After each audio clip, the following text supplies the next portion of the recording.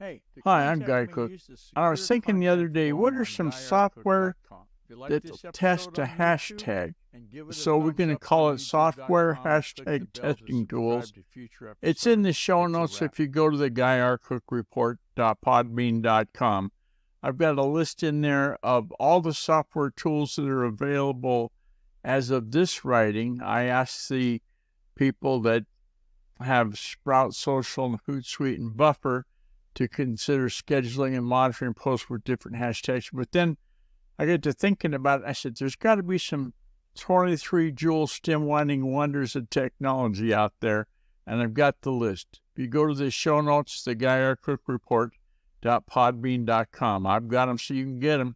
Hey, to contact me, use the secure contact form on GuyRCook.com. If you like this episode on YouTube, and give it a thumbs up on YouTube.com and click the bell to subscribe to future episodes. It's a wrap.